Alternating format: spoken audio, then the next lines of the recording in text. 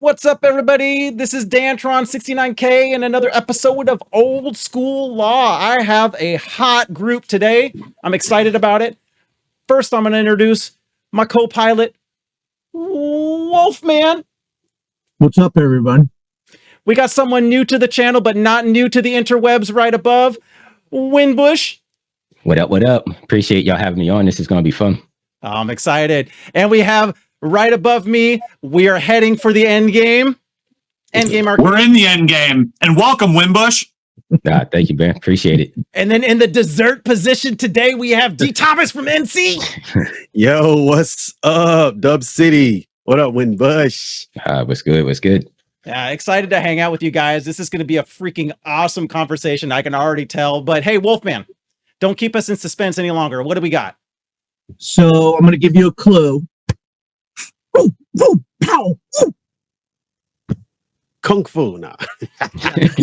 Well, actually, Jackie Chan. Well, close. I mean, you Punch out. What's that? Punch out. Oh, Punch DT. Oh, We're not going to talk about the punch. yeah. We'll leave Glass Joe out of this. Yeah, so the whole Kung Fu or the punching bit, I mean, we could go back to old school NES, 86, 87, and talk about Kung Fu for the Nintendo, one of the old original side-scroller beat-em-ups. But surprise, surprise, that is the theme or topic of discussion today, is we are going to span the decades and talk about our favorite beat-em-ups going back to our childhood all the way to today in 2025.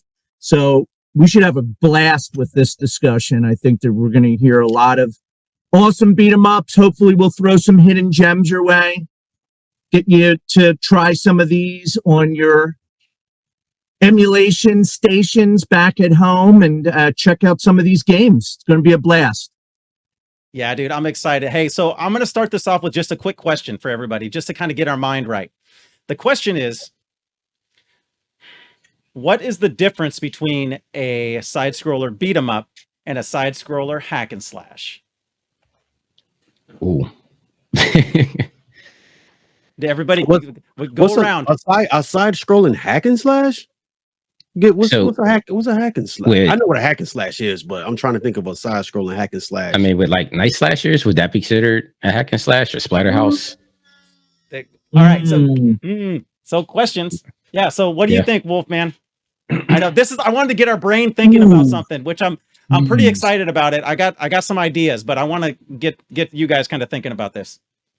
Yeah, so that's a really interesting question. I mean, it kind of blurs the line a bit, right? Because they're so similar, but yet I do think they're different.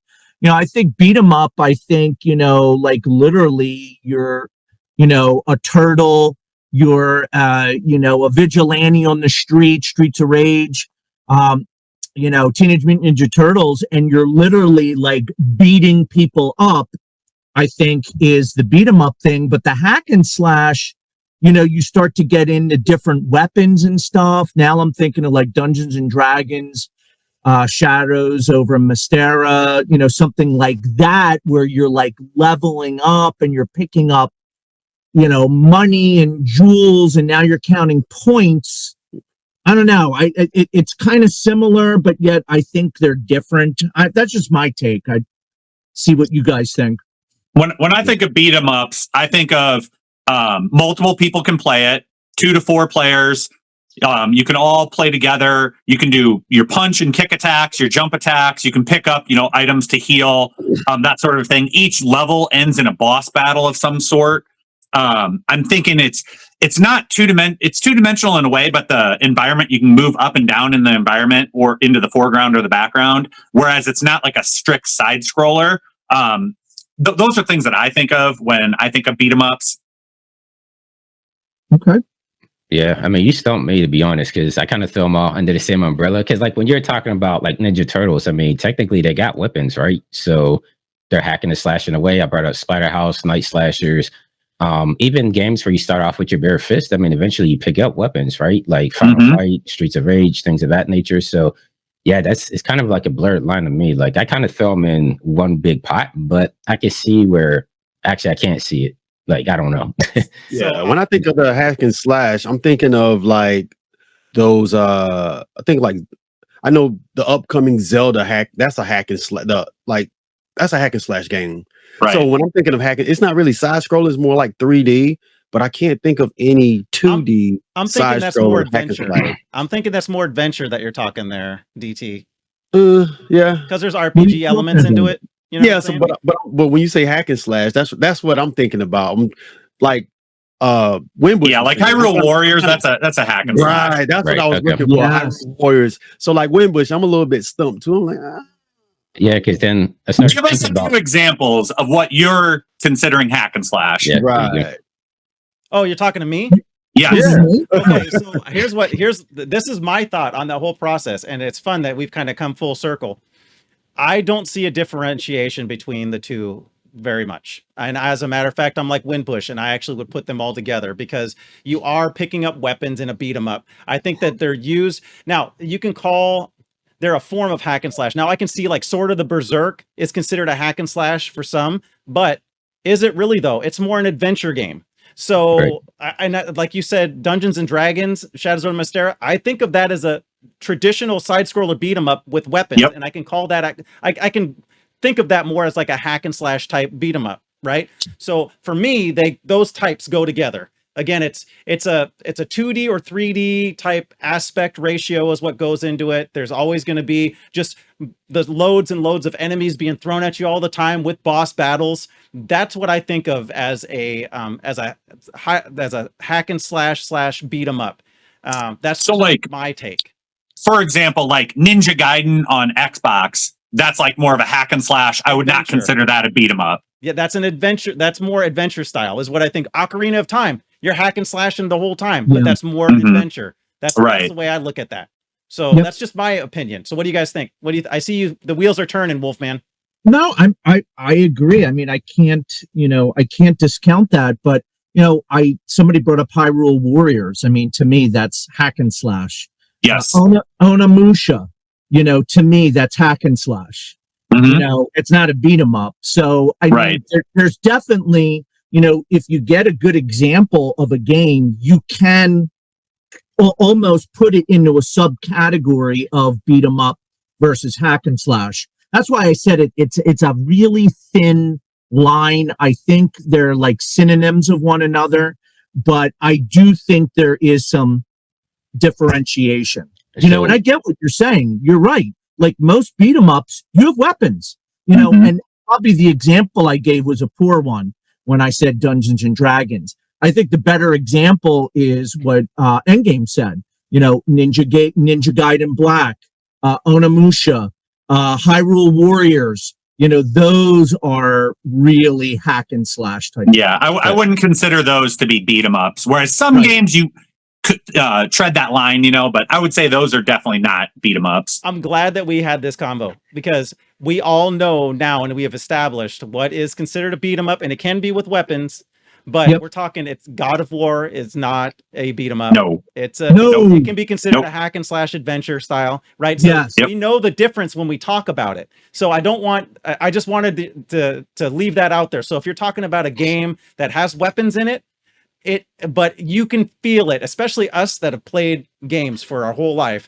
When you're playing it, is this considered a beat 'em up or not? So that's what we're talking about. So we're going into, so don't get sidetracked. Those like 6 of you that are watching out there, that if we bring up a beat 'em up that has weapons in it, or you start off with a weapon, or you're a knight or something like that, it's still considered a beat 'em up in our category. But just so you can see, we're all in the same point of reference. Like if it's like a 3D adventure hack and slash, that's not going to be in here, and none of us will be bringing up anything like that anyways, just because I just know how it's going to work. Cool. No, definitely. Absolutely. I'm glad we set those ground rules. Well, it's just a fun way to think about it, right? Because then we would have had this conversation at some point, but like, well, is that really you're using weapons now? And now we got it established. Like we can have a beat 'em up that has weapons, but everybody knows what an actual beat 'em up is, right? Right. So we might have to come back on this with a couple. We'll see. I know. I understand. So you know what? To start this off, I want to start with Wimbush because he's new to and I want to hear his first off. Just start us off hot, if you would, please. What do you got?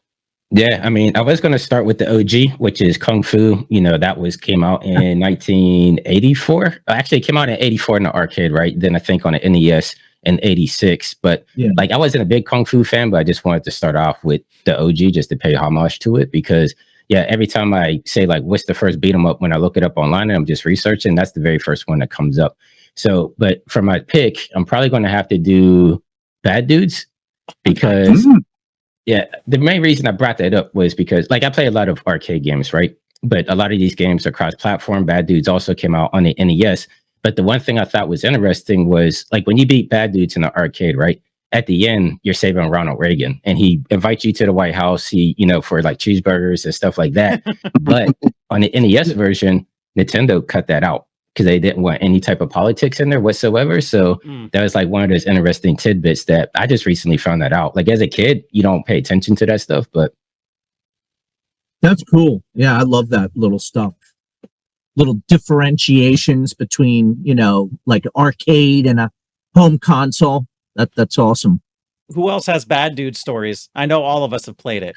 Yep. Me and one of my best friends growing up on NES. We never played the arcade version.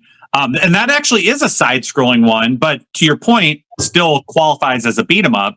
And it was cool because you could do the 2-player co-op. You could pick up the weapons. You could go. There's 2 different levels, so you could be on the street level or up on top of a semi. So one of you could be down below battling some guys. Someone's up top, and then, hey, buddy, Jamie, I need your help. All right, let's get down there. And then we tag team the guy. So there's a lot of fun aspects to that game, even as simple as the NES was with that version. Yeah, it was still a good version though for what it was, back then. Absolutely. Yeah. Oh, tons of fun. Yeah. What's up, DT? I see the wheels turning. Nah, I guess other than like I remember back in the day, my dad would take me and my little brother. We would go to the pool hall, so he's off drinking with his friends, and here we are, got a pocket full of quarters, and we on that Bad Dudes, bro. So yeah, I remember that like yesterday. That's an OG. That's a good pick. So that's a hot way to start it off. Bro, I remember playing it actually at a bowling alley that was close to my house. And the first thing I think of when I think of Bad Dudes was actually the cabinet. Do you remember the cabinet had a curved marquee, dude? Like that. Did it? Yep. It had a curved, it had like a curved Bad Dudes marquee. That's the first thing that I saw. And I was like, ooh, what's this? And the marquee was mostly white. So it was really, really bright and stood out.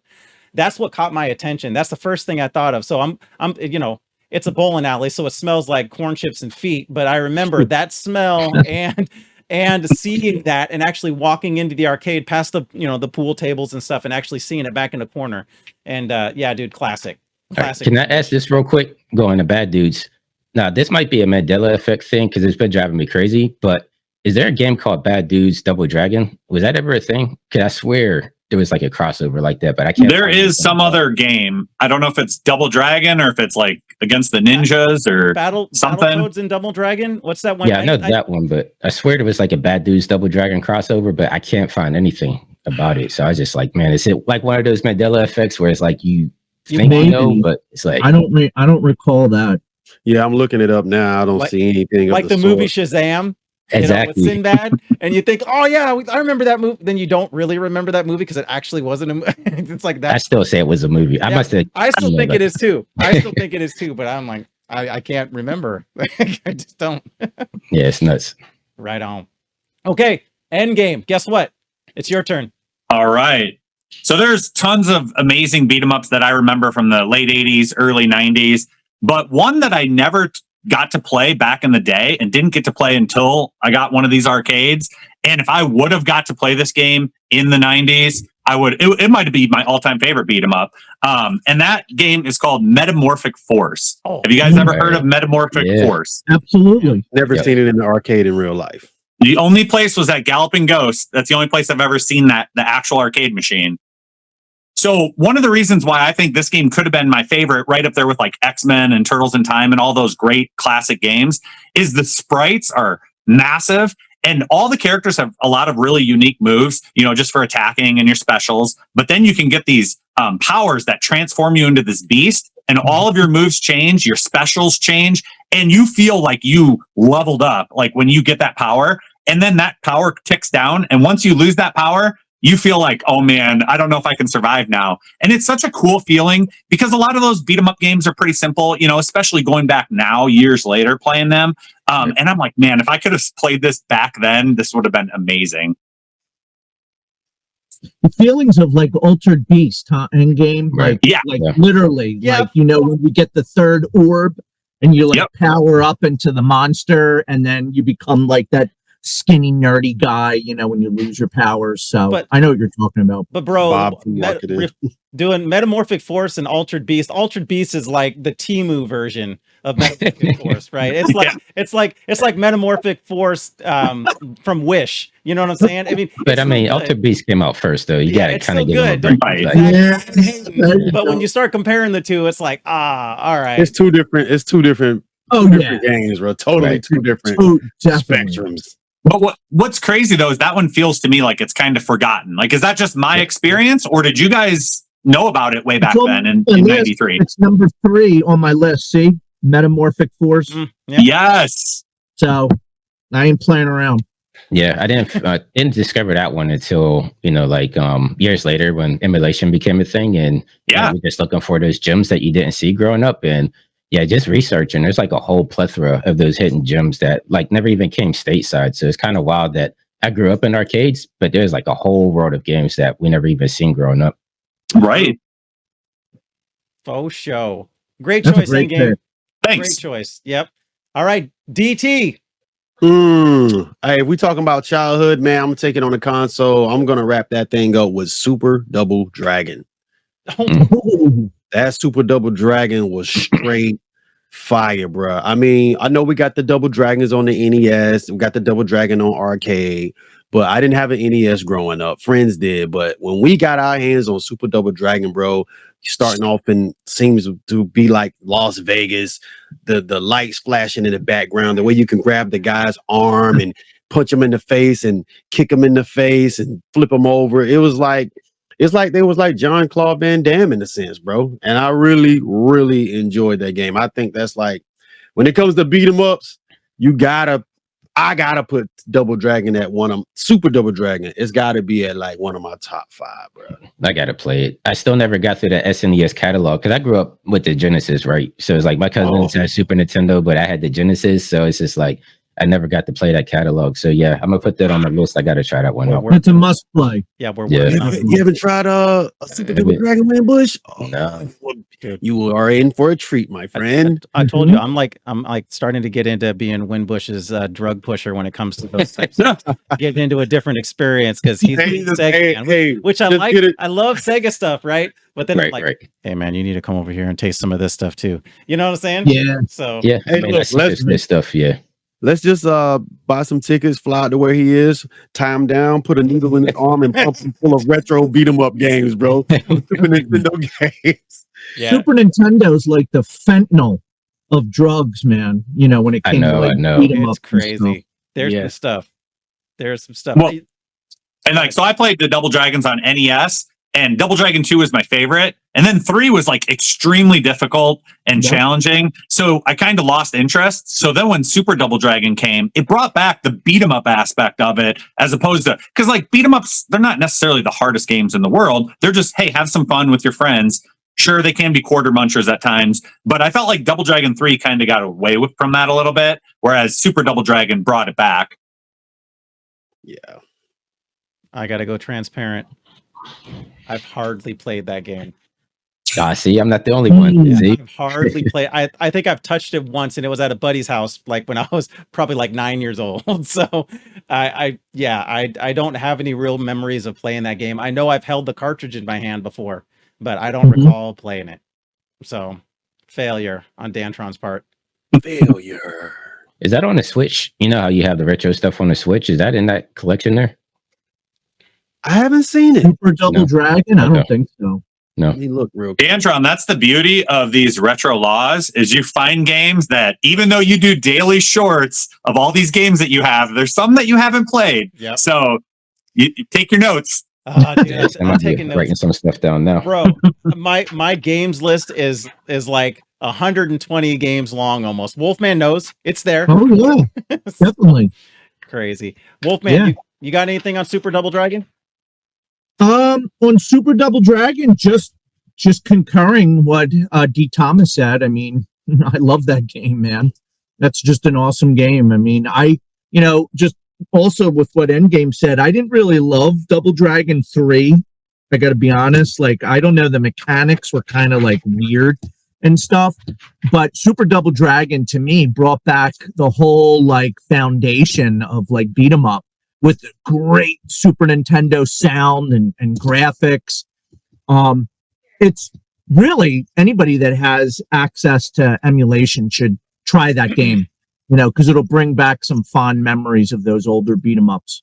So can I ask on the mechanics of it, does it work like original Double Dragon where it's like one button punch left and the other one punch right? Or is it like more like a brawler where it's like almost like Streets of Rage, like the direction you're pointing is where it's going to be hitting? Yeah. That way. Yep. Okay. Yeah. Yeah, 'cause I never jabbed with Double Dragon because it's like, I don't know, it's like my coordination's off. Like I'll be looking to the right and you hit the button and you punch left and I'm just like, So yeah, it always kind of messed me up, but yeah. Nice. That's a great choice though, man. Double Dragon, bro. That's like classic. And I feel kind of lame now because I haven't played that one. So that's all right. That's the whole purpose of that. I mean, stream it. There you go. That's a stream. Right? I mean, what you're gonna do it before me, and you're gonna do it better than I would probably. So I'm just gonna keep failing at my hunk runs. That's what's gonna happen for my Resident Evil. Oh man! All right, Wolfman, you're up. All right, so I'm gonna be that cantankerous pain in the ass. I'm not gonna follow suit with everybody. Every game I'm gonna pick is gonna be one you never heard of. Probably, maybe you have. Gonna be what I consider to be just kind of fun hidden gem beat 'em ups, and this one's called Big Fight, Big Trouble in the Atlantic Ocean. You stumped me on that. I was waiting to see if I heard of it. Did you just make that up, or keep spewing off stuff? Maybe they'll register. It's made up. I'm gonna look it up to try and put like the box art on here, and it's gonna be like this game doesn't exist. No, it's actually awesome. It's got a cool concept, right? So you're Big Fight. You're like fighting, like there's this bad guy, and like you're aboard this like big giant ship, and the same way you would advance like with old beat 'em ups, like you're like in the park, and then you go from the park to the neighborhood, and then you go to the city, and then you go to different parts of the ship. And it's so cool, like you're fighting in the mess hall in the ship, and in the beginning you're on the top deck, and there's all sorts of different types of enemies, big sprites, lots of fun. I know nobody's heard of this or played it. Yeah, I was going to say, can you repeat that? I want to look it up. It's a goddamn ball. I was actually just playing it the other day on the Rogue Ally X. Little plug and a shout out to my boy Eli. I was playing on the BMA 2 terabyte drive, and it's got every single main game on there, and you could look it up. It's once again Big Fight, Big Trouble in the Atlantic Ocean, and it is goddarn a blast. It's just raw fun. Just one of those old beat 'em ups with a really cool, I think, hook to it, because it's unlike any beat 'em up I've played before because of that. Sounds neat. Yeah, theme's really cool. Yeah, he's not lying. I'm looking it up. It's a real thing. 1992. What is it called again? It's called Big Fight, Big Trouble in the Atlantic Ocean. So weird. No, is this arcade only? It sounds like it's fake.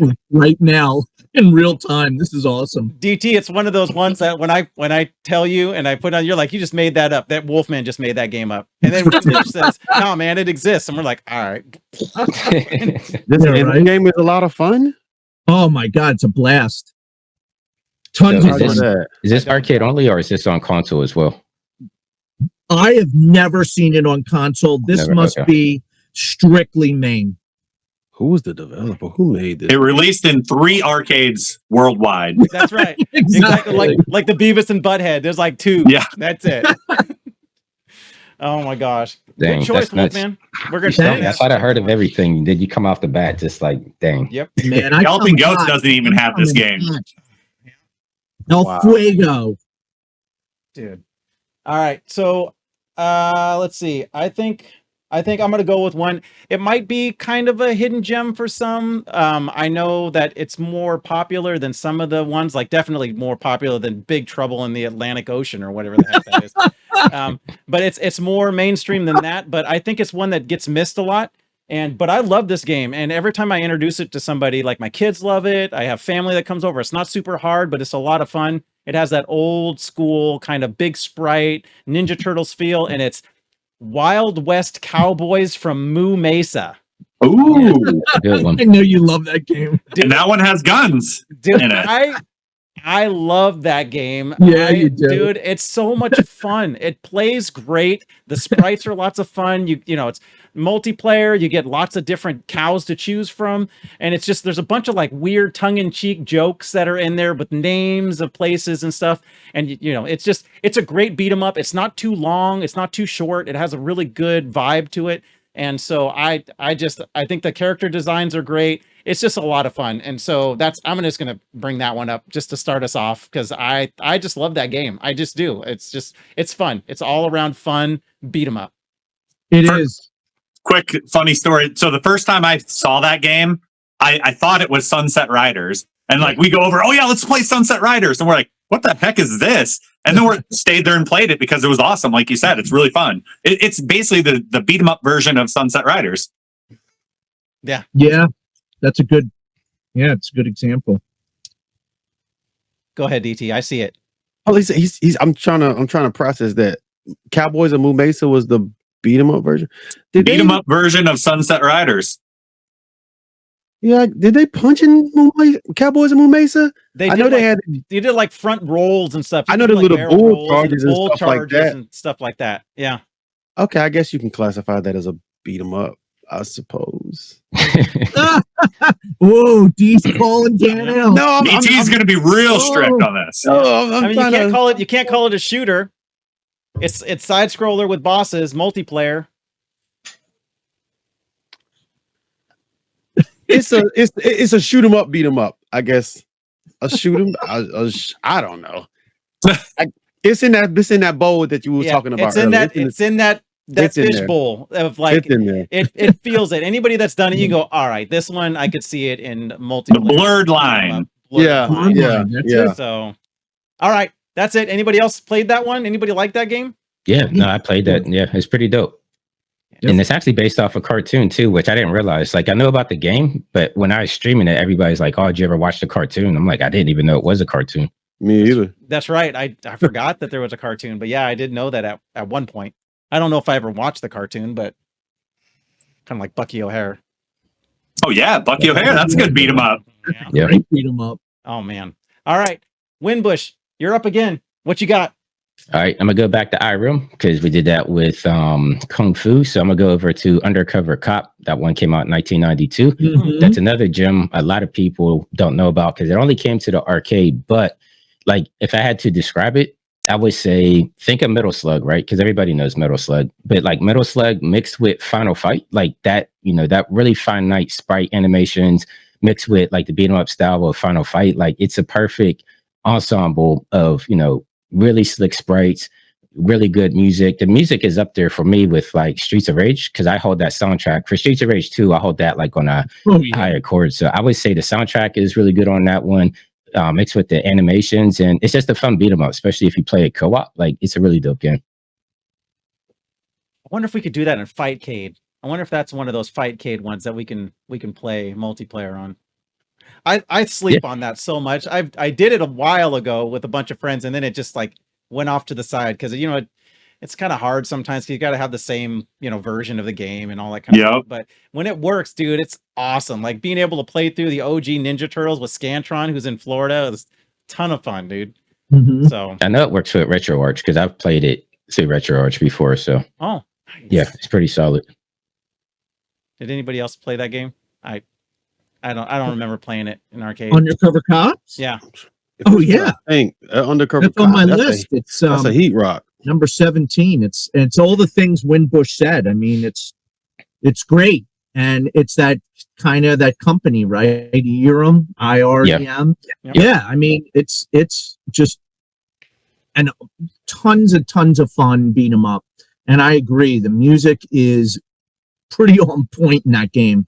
And the graphics do, when Bush, remind me of Streets of Rage a little bit. They're very kind of reminiscent of that. I'm surprised that developer never got more props, because it's like they make a ton of good games, but you never really hear them with like SNK or Capcom. Like they never hold up on that standard, but they make Konami. I mean, I think they make better games than them, but yep. Yeah, you said Konami. Konami. Yeah, well, dude, it's Mario. Just tomato. Don't be picking Mario, up on Mario. You're making fun of my accent. Hey, I know you know the mafia. Let me chill. Oh, man. I'll get Polly Walnuts after your ass. All right, Endgame. Bring us So the mainstream may not like IREM, but I sure do. And Dantron, the game you were describing, I thought you were going to go with this game because it nails this game as well. And that's Ninja Baseball Batman. Oh, that was on my list. Yeah. So this was another game I've never seen in the wild until I went to Galloping Ghost and played it on emulation. Very fun character sprites, very unique theme. It's all themed around baseball. So you'll be battling like giant balls and baseball bats and stuff like that. There's really large boss battles that tower the entire screen, like that first battle against the airplane.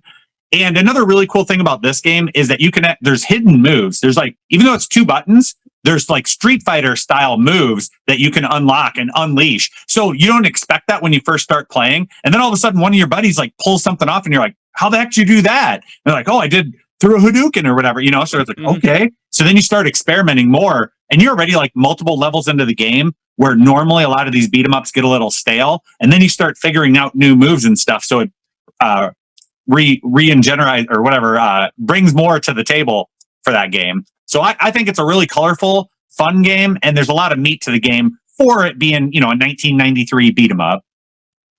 Tell us more about the balls. Dude, there's Dantron? There's red balls, there's blue balls, there's all kinds of sizes of balls. Yeah. Big balls. Yeah, big balls. I mean, there's all of that. I want to say, like, that's a freaking great choice. That's top 5 beat 'em up for me. Top 5 beat 'em up. I'm calling out for you, Marty. Rest in peace, brother. Yeah. Yeah. And it's hidden gem, you guys think? Because not everybody knows about it. For sure. I do think it's hidden gem. Definitely. Yeah. You know what was dope about it? Because you were watching me play that one, Dan, I believe, when I was playing it, and you called out that the main characters are actually named after legends in the baseball field. So you have like Darryl Strawberry, Jose Canseco, like the characters are actually named after them. And I was probably like 45 minutes in before I realized that. I was like, oh snap, that is like Darryl Strawberry. But it's just and there's like little cutscenes and a little story to it. You're getting all the trophies back and stuff like that. So a little extra than your normal 1990 beat 'em up. Right. Nerd facts. Nerd. That's pretty dope, actually, though. Oh, so good. Such a good game. Such a good game. DT, when was the first time you played that game? Probably on one of these machines. Just like the Undercover Cop that he just mentioned. That was the first time I ever played it, was on one of these arcade machines that I had. I never seen it in the arcade growing up. Yeah, I mean, you know. Nice. Well, since you're still talking, why don't you give us the next game? Bro, it's right here, bro. Oh, Final Fight 2. Yeah. Final Fight 2 back in 1993. Back in 1993. It's got the actual I remember we got this for Christmas. Parents didn't even know that what are you doing? Give me that. Our parents didn't even they got it for us for Christmas, and my brother and I, when they would be asleep, we would go in there and cut it open and open it up and play it. I'm talking about, so the first Final Fight that came out for SNES, it was single player, whereas the arcade was 2 players. But we didn't get this 2-player until Final Fight Guy came out for the SNES. But back in the days, we don't have any money. Parents is not going to buy the same game twice. So when Final Fight 2 came out, 2 players, Hager, old girl, I think her name was Mackie, and then you had Carlos. So to have those guys, 2-player action, so fire. Chun-Li made a cameo in that game. She was on the first stage on the back eating some chicken ramen noodles. I remember that. So dope, man. Really, really good game. Definitely worth checking out if you have not played Final Fight 2. It's fire, bro. Okay, one of my all-time favorite beat 'em ups, man. I have played that one, and I have to ask, Final Fight 2 or Final Fight 3? Like, I know you just picked 2, but do you hold 2 over 3, or what do you feel about that?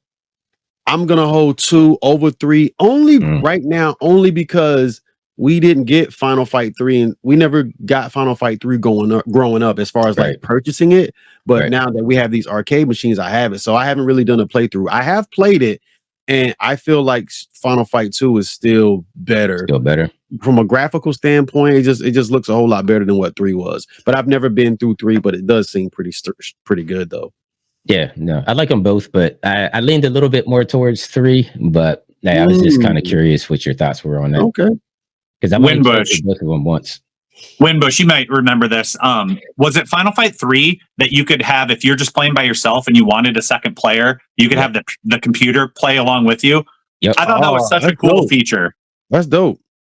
Yeah. Except for there was friendly fire on it. So it's like you still had to kind of keep your distance from them because they'd be throwing people into, especially Hagrid, he does that spinning pile driver. It's just like.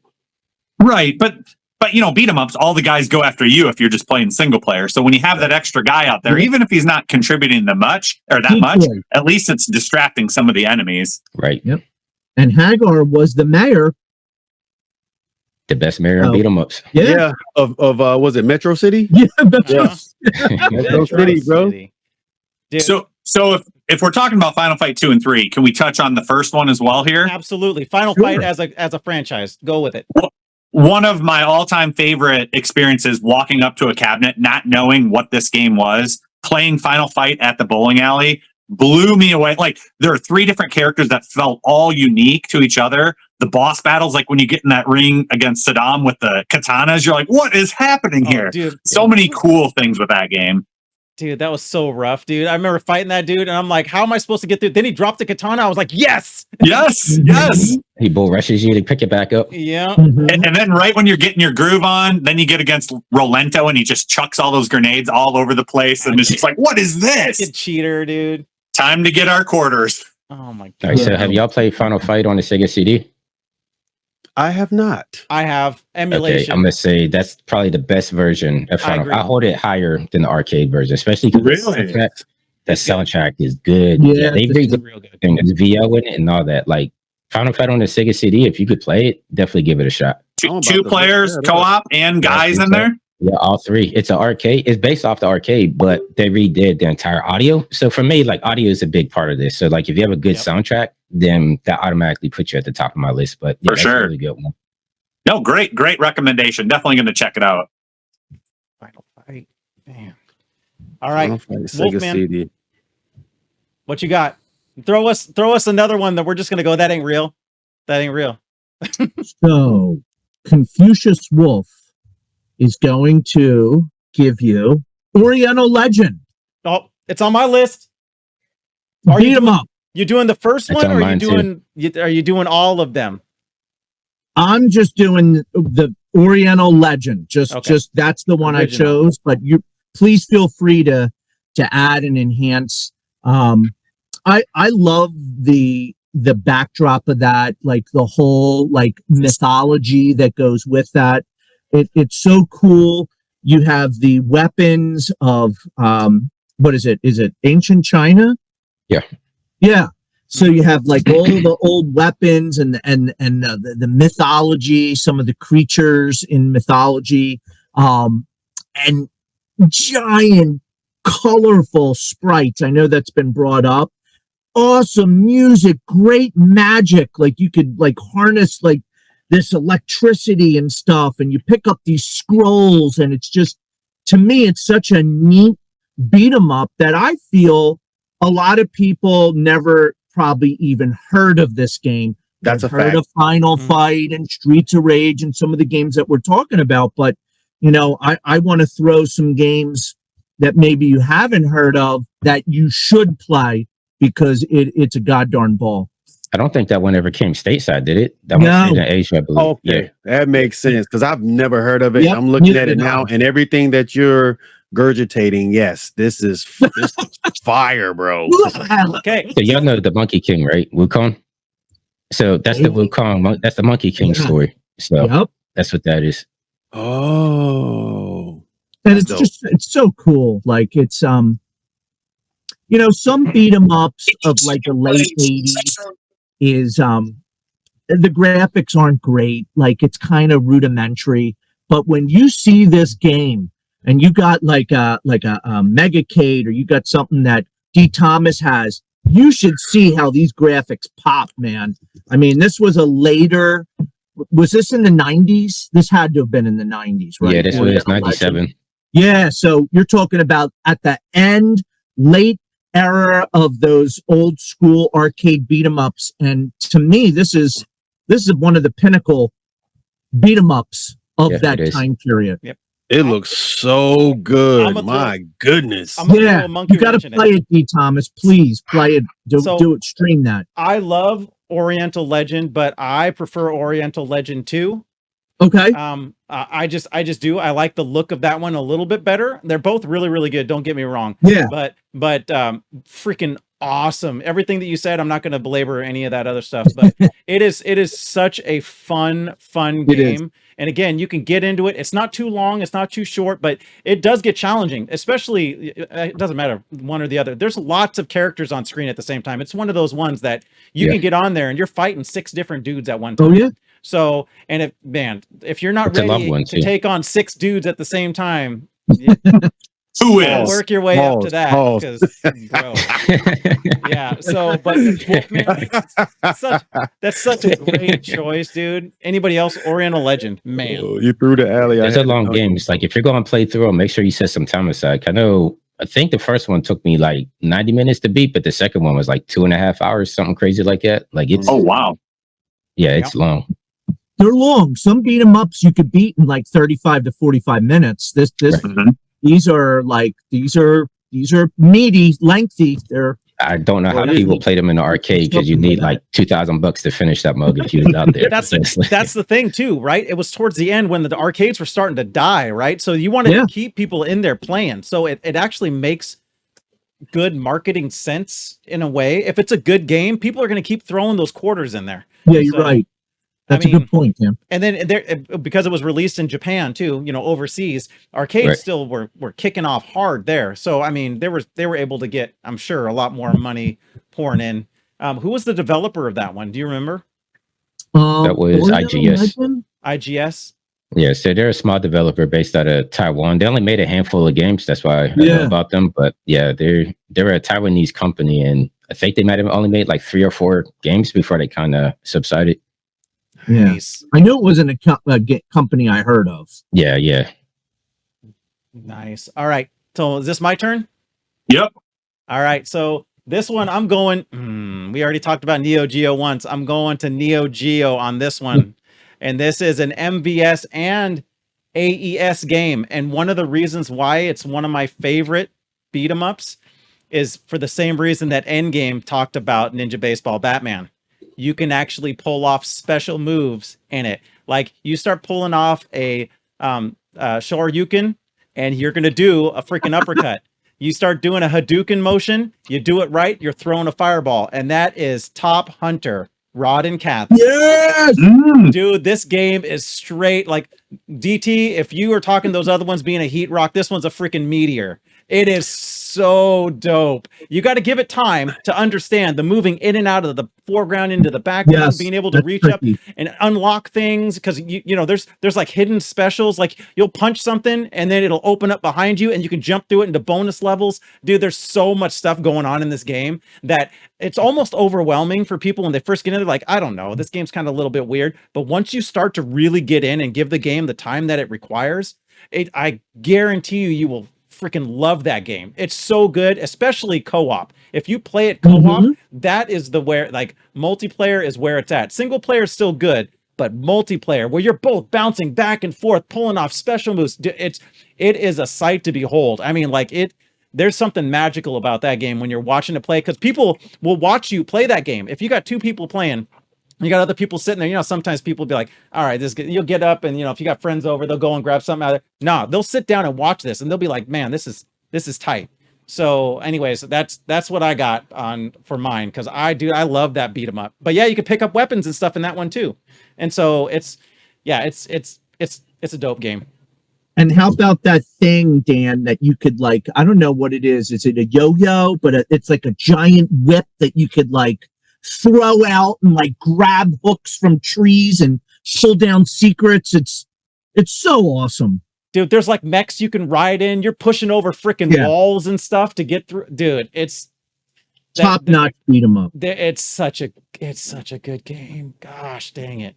Yeah. I only know about that game because you told me about it one time, and I actually streamed it, and it's a pretty dope game. Going into the foreground and in the background, that kind of reminds me of what they did with Fatal Fury.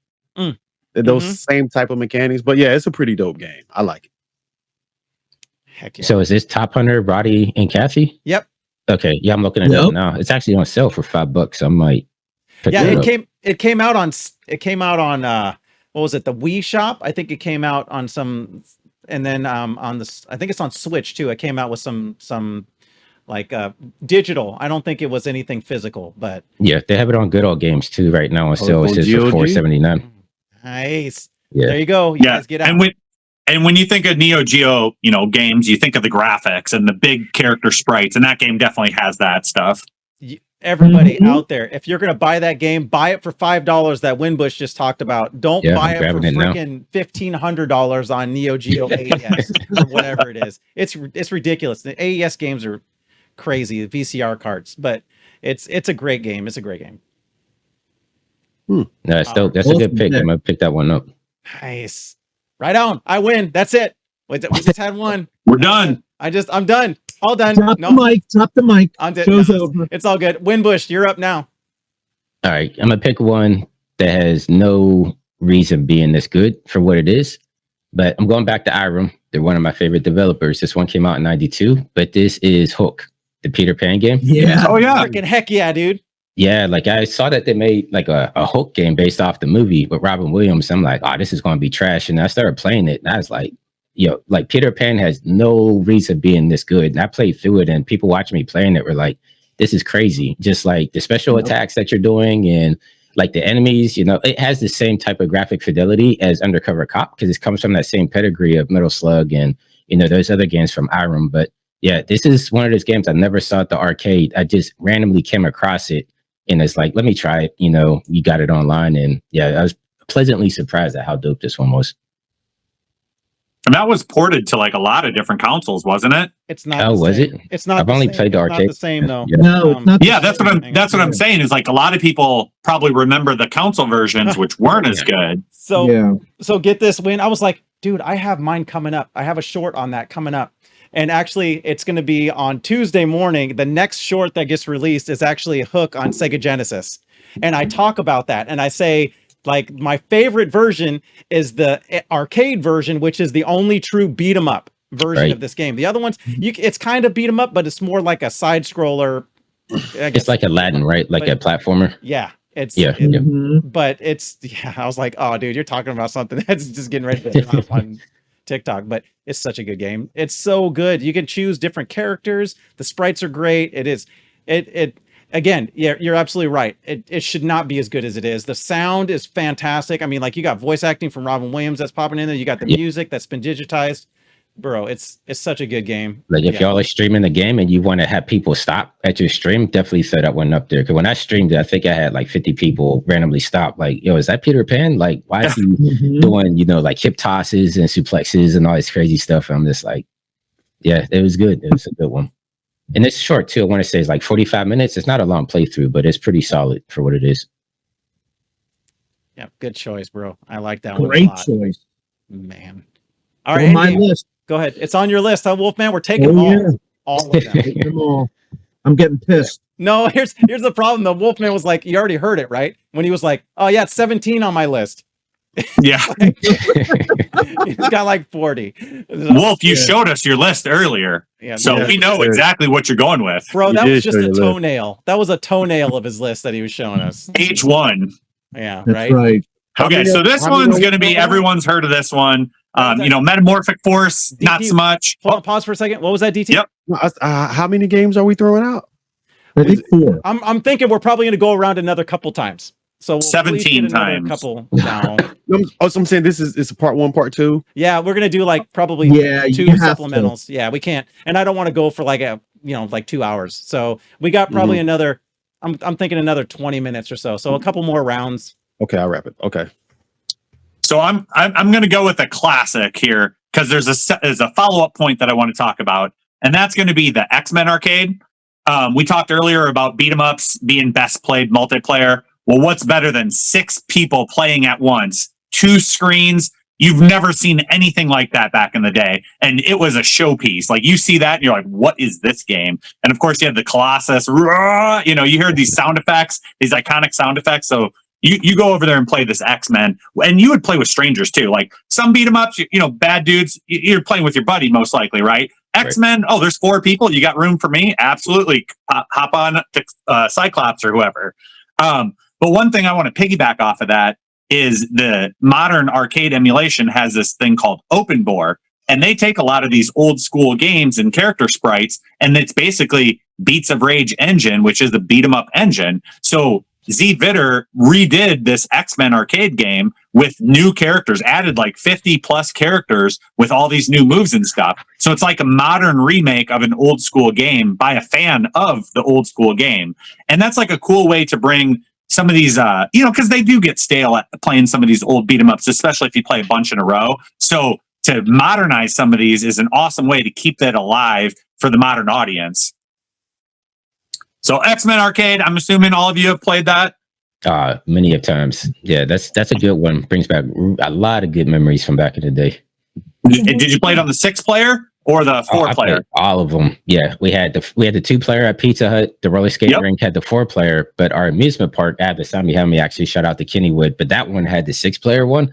Yes. And I beat that so many times there because it took a community, right? Like people put their quarters up on a thing, and when somebody ran out of money, next person steps in, put in their quarters, and it's like everybody played it till you finished it. But yeah, those were good times. I love that story. We played it at Galloping Ghost. I thought, I remember standing next to Sean Nabar and I forget who he was. I think he was that Jubilee or something. Yeah, Dazzler. I think he was Dazzler because I told him I said, all right, everybody's filling in. Nobody wants to play Dazzler though, and he was like, Dazzler. And it's like, all right, nobody wants Dazzler. So what is Galloping Horse, or is that what it's called? Galloping Horse? That's an arcade. Galloping Ghost. Galloping Ghost. Okay. It's in Chicago. It's the largest arcade in North America. Oh, and really? Dude, it's crazy. All right, so we'll sidetrack for just a second. Fantastic, tons and tons of arcades there. I have one drawback, and I hope that they're dealing with it, and only because I work on arcade machines, and so I know how to kind of fix them a little bit. There were way too many arcades that were down or damaged for me. There was a lot that were there that were unique, that was great to play, but there was way too many that I saw there that I was not down with, that they were broke. And so, I mean, there's over 1,000 arcade machines there, so it's quite a few. But wow, that's dope. Yeah. Would you rather have all those arcade machines, or would you rather have it all in emulation? Be it if you had the space. Arcade machines. Sorry. Yeah, I mean that's if you had pretty cool to have if you have the space. Bro. So let's go. Okay, so I'm gonna get us back on track, but we're gonna go back to X-Men, dude. I got to tell you, and I've mentioned this before in the past. I remember walking in, and I didn't even have to know where the X-Men arcade was. I could walk in the door, and I would hear, you specifically said it, Colossus. I would hear the, and I'd be like, it's over there. It's over in that corner, right there. I would just know. I wouldn't even have to look. I'd be like, walking to a place. I wonder if they got X-Men. Yep, there it is, over here, and you just make your way over there. And there were always people around it, always. And it's just, it was definitely a showpiece. I remember around that time too, was like when like Afterburner they had that moving cabinet, so you would see like that. Those at that time, I remember those were the 2 most popular games at my arcades when I'd go around. But X-Men, I mean, there's just something magical about, like what you said. You didn't have to know anybody there. You could sit down and you became friends, kind of like this. Like you meet somebody, you start just having a conversation, you have like interests, and you go, oh, this dude's cool, I want to hang out with this guy. Same thing when you're at the arcade. It was a magical time back in those days, right? I mean, it was like, yeah. in like you use teamwork, even though you don't know these people, you could see, oh my gosh, they're getting there's 5 sentinels over there. I better use my, special to help them out. They don't have a special. So you kind of use that even though you didn't really communicate. Like it was a neat thing. Yeah. It's like, grab this health, man. You need it more than me. It's like, yep. It's just crazy. And then you also have that one person that just didn't care. Need to grab the health. Yeah. I'm like, dude, you had 1 health bar. Whatever, bro. And that's the one you leave with the 5 sentinels. You go, FA. And a neat little touch. When the bosses came out, they would always have a little signature line like "Nothing stops the blob." But if you attacked them before they finished their line, you could get a jump on them and a quick hit in on them, which I thought was cool. Right. So good. That's a good one. That's a really good one. That's a great one. Makes me nostalgic. I miss those days. Like we'll never hit those days again. It's just like No. But that's the great part. So like Winbush, you're just getting to kind of know us, but we have a group of friends of us. We're like 12, 14 deep. And during different times of the year, we'll fly around and meet each other and we'll do stuff like this. Like we'll go to a convention or we'll go to Galloping Ghost or something like that. Because so it's like the nostalgia that the games unlock, like the memories, but being able to make memories with new people. I mean, these, grown men, it doesn't have to be men, but usually that's what we are, but grown men with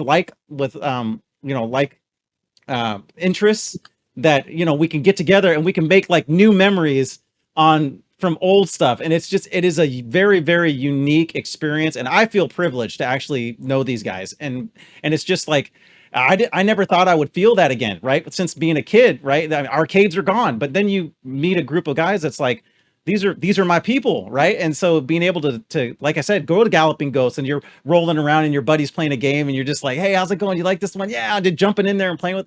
It can still be magic, but it's few and far between nowadays. Yeah, no. Next time, let me know because I definitely tried to replicate that with my kids coming up. We had like David Busters and stuff like that, but it's not the same whatsoever. Like it's tickets and all the BS, like machines, the claw machines, and like the lack of quarters is what did it for me. You have the key card, you just ding it. It's like you don't have that clank sound, and it's just it's hard to explain. Well, now that I have my viewers that kind of can replicate that for the kids, but it's and Wimbush, like what Wolfman was talking about, where all 6 of us got together to play that X-Men arcade. We've all beaten that game hundreds of times. Right. But we've never done it together, right? Together. Or another example, we went to this barcade and one of our buddies, Jim, never finished Turtles in Time ever. He's played it, but he never had someone else to finish it, so he never finished it in the arcade. So so everybody was kind of like, okay, I've played this how many times? We're done. And Jim's like, oh, I've never beaten this. I'm like, you haven't? Well, we're gonna beat it. So we took down, rolled credits, and he like shook my hand. He's like, thanks, man. I've never beaten that game. So just cool things like that. Sure, you can play it on your, arcade at home and stuff. Not the same. Yeah, absolutely. I agree. I mean, to piggyback one last thing on what Winbush was saying, we all have these memories from the 90s in our head, and we know we'll never get those days back, but nothing will ever trump getting a $1 bill or a $5 bill. And if you had money like that, a $10 bill to put it in the machine and get those quarters and just, rock out for a couple of hours or so. That we'll never get those days back. You remember the cup? Yeah. Tokens in the quarters and setting it on there. And just, rather than having it in your pockets. Bro.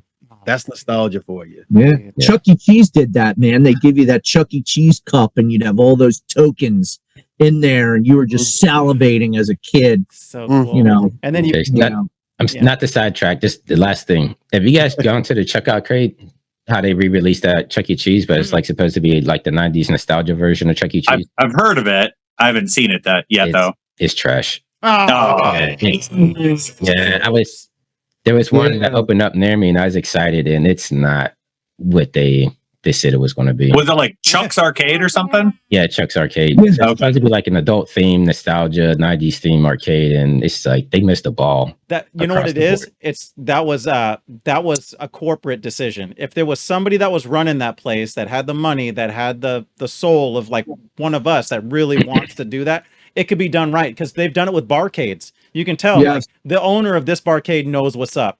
And they put in the good stuff, and they're taking care and making sure that all the stuff is working right. All of a sudden you look around and they got, like benches that you can, move little stools and stuff around. It's like somebody that lived that life they know what needs to be there, right? And But there's no feel it. animatronics. That's the thing. Like, if they would have had the animatronics, I'm like, okay, at least somebody knows what's going on. But there's no animatronics. There's no pizza. It's just like they just slap something together real quick and threw Chuck E. Cheese on it. It's just like, Yeah, that's Later. Nah. Yeah, to Dantron's point, we went to this Logan's Arcade in Chicago when we were there, and they had all the modern stuff. You know, your V-pin, or not your V-pins, but your actual pinball tables, your new stuff. It had like the new Jurassic Park, the new Walking Dead, but then it also had those old school games like Turtles, Pac-Man, those sorts of games too. Like a OG Warlords. Like, remember Yes. the 4-player Warlords? I had never Oh, seen yeah. one of those in yeah, dude, like the spinners.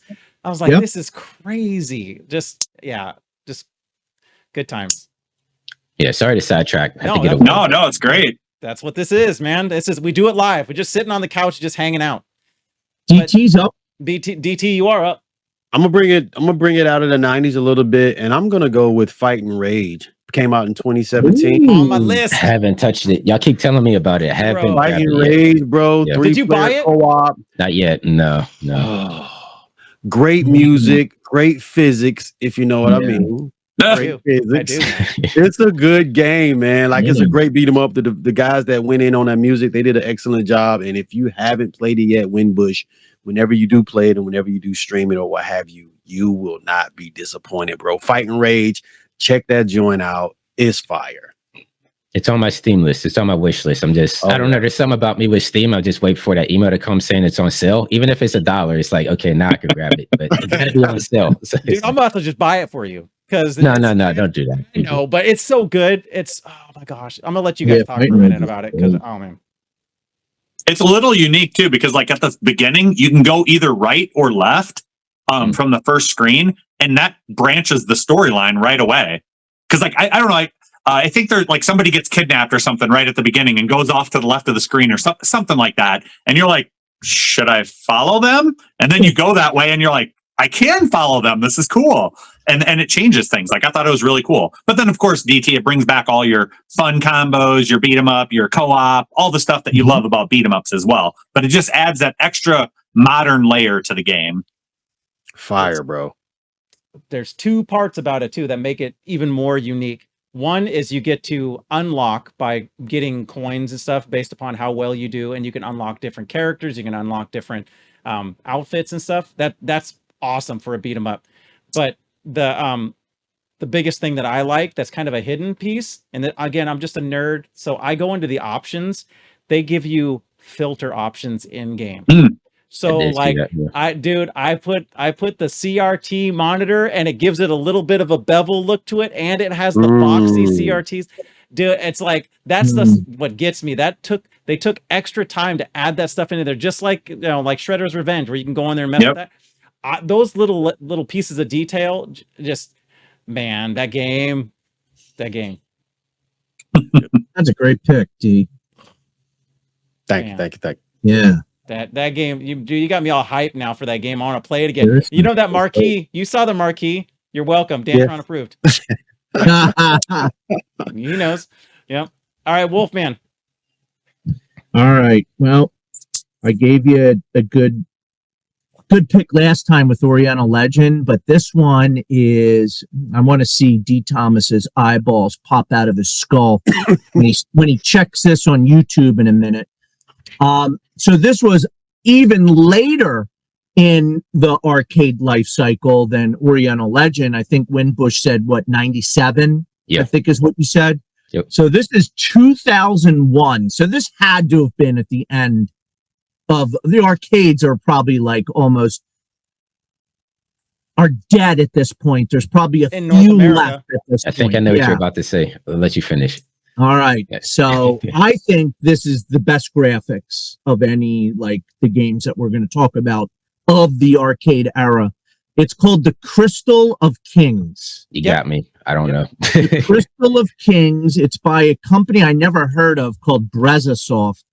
And I don't even think it ever made it to the States. I got to be honest with you, but it reminds me a lot of Rare with Donkey Kong Country, because some of the creatures and stuff that are coming out, very reminiscent of like Donkey Kong Country with the graphics, like the 3D rendering and stuff. Yep. And it is awesome. It reminds me a lot of Dungeons and Dragons Shadows over Mystera. It's got like scene 1, you know, the castle, something, and then boom, you're there, and the sprites are huge, awesome weapons, cool monsters. It could be one of my favorites on the list that we're talking about today. And I would venture to say very few people played this game. And I would say this is another must play, especially if you have a setup like Endgame, Dantron. Winbush probably has it. I know D. Thomas has several setups. To see you guys play that on like a 43-inch LCD or something, 50-inch screen, I gotta see your faces when you play this game, because you're gonna be like, damn, this is the Mac Daddy of beat 'em ups. I just read it down. Well, it looks really good from what I'm seeing here. Oh yeah. Dude, Never played it, I don't think. it's Yeah, amazing. but can't you ride animals in this game too? Yep. There's a So, character. so is it MAME? Huh? Is it MAME. MAME or SNK? Name. MAME? Yep. Wow. Yeah, there's one character that I think rides a creature all the time, if I remember right. Like that. Is he the archer? I'm trying to remember. He might be. Yeah, and so, but yeah, that dude, I played that game for the first time probably like 5 years ago, Wolfman, because you talked about it back then. And it's on my list. It's on the list. Like that was one Is that it? I was It's like, on the list? oh yeah, Nice. on mine. That's what I was showing. It's on my list because Dantron approved. dude, that game is freaking heat. Like the whole game is It is. awesome. Like you start picking up like jewels and stuff too, and Oh my they're all God. digitized. Again, Yep. it's like 3D rendered Donkey Kong Country style graphics in a beat 'em Yes. up on arcade. It's Yep. it's good. With Yeah. the Dungeons and Dragons appeal, Yep. because they kind of capture that essence of it while you're playing, which I liked because I love Dungeons and Dragons. So maybe that's why I gravitated towards it so much. Such a good game. Yeah. Like the graphics like remind me a little bit of Soul Calibur as well. Like with the graphics. Oh, yeah. That's not necessarily a bad Which is a good thing. Soul Calibur is amazing. Yeah. I was going to say Killer Instinct, like the OG Killer Yes. Instinct. Yeah, it kind of Yes. reminds me of that. I'm just looking at it on YouTube now, but It's a must play, guys. I mean, Roger that. please put that on your list. Absolutely. Yeah, absolutely. Oh, it's written down. Yep. Yes. Now this one I know you guys have played before, but most people probably haven't played this game. And it's another one of those like Cowboys of Moo Mesa, Wild West Cowboys of Moo Mesa. It's one of those like, if you know, and it's a freaking dope game. Okay, so some of you that don't know me either, I'm weird when it comes to robot games. This is a robot beat 'em up that I freaking love, and it is called Armored Warriors. Yeah. Yeah. Armored Warriors, there's just something about this game and your ability where you got to have like special power-ups to be able to use your long range attacks, but you can actually at certain points of the game you can break arms off of enemies and actually put those arms onto your body, which gives you different abilities and different weapons. And it's Amazing. it is such a good game. It's like what Winbush said, like you think of the concept and you're like, it seems all right, but it's way better than it should be. You start playing, you're like, dude, this game's dope. And I don't know why more people haven't talked about it. I mean, I didn't even know it existed way back in the day. And now it's just like the Crystal of the Kings. It's that game for me. I'm like, dude, play Armored Warriors. Armored Warriors is great. They're like, I don't know. They look at it, they're like, it seems kind of cool. You know, you tank treads, and then they start playing it. They're like, dude, that game was awesome. I said, I know. You got people walking around, you're like stomping on them and stuff. It's Is that I'm sorry to interrupt. Is that Capcom or Konami? Was that a bigger company? I kind of think I think was like, I think it's Capcom Yeah, that it's did Capcom. it. yeah. Yep. yeah, because So you know you're getting collection. quality at that Yep. time. I mean, All the mechs played different. There's like a orange one. There was a red one. There was like a orangish red colored one. There's a yellow one. There's a blue one. They all have different types of weapons. They all have different abilities. There's a storyline is a little different based upon which one you're choosing. It's a dope game. Dope game. Yeah, it reminds me a little bit about like Ninja Baseball Batman. When you first look at it, you're like, this looks like it could be cool. But then when you actually play it, you're like, whoa, this is way better than it has any business being. Mm-hmm. And it's just so cool because, like Dan said, I mean, there's, most of your beat 'em ups, you're somebody, you're a person, you know what I mean? So this is the whole like theme of the game makes it so cool because I'm not into mechs as much as Dan, although I do like some mech games, but this is a great beat 'em up. Definitely, top 50 of all time, I would say, without question. DT, Great you taking pick. notes? Have you played that one before? Yeah, I'm pulling all this, everything that you guys are talking about. I'm pulling them up on YouTube because I want to do a video on these games. Yeah. I got to do a video with the shout out on this one on these games because bro, I'm just when I ain't gonna say just when I think I've seen and heard it all. Nope, you haven't even scratched the surface, DT, because you guys are throwing some stuff, and I'm like, what is this, bro? What is this? Well, dude, MAME right now, I want to say it's like 15,000 games. Yeah. Like it's there. I mean, you could play a game for 5 minutes for like the rest of your life and not make it through all those things. Like, okay. So real quick, all of you guys, real quick, what does Elon Musk, Jeff Bezos, Bill Gates, what do all three of them have in common? Unlimited resources? As far as Money. They're rich, right? When it comes to video games, I would think that all of us that's on this right now, when it comes to video games, I think all of us sit the same way. We're all rich when it comes to video games. You just said 15,000 beat 'em ups. not just beat 'em ups, but overall games. But yeah. Still, 40,000, 60,000 games. We're not gonna play them all. We're not gonna play them all. I'm thinking every stream.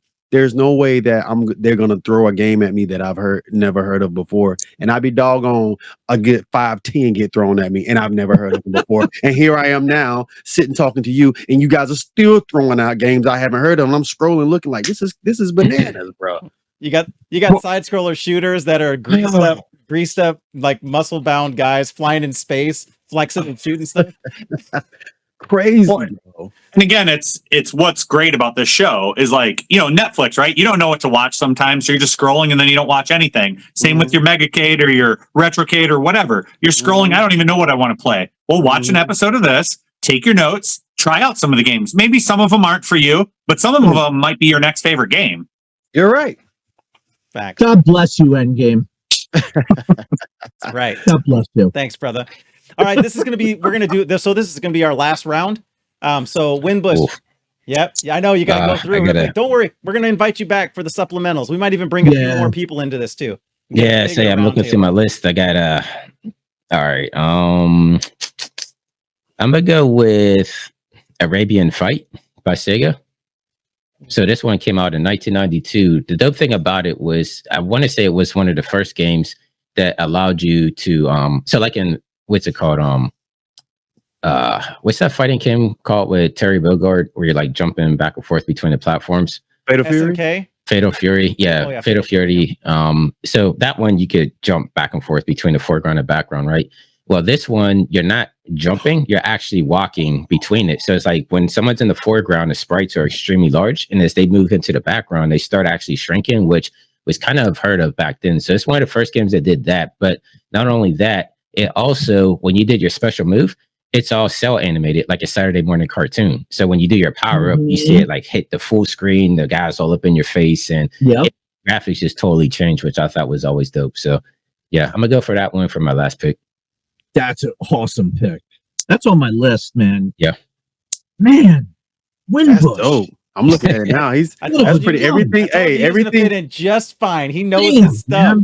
Everything that he just said is literally if you can visualize what he just said, yeah, that's exactly what the game is doing. I'm looking at it now.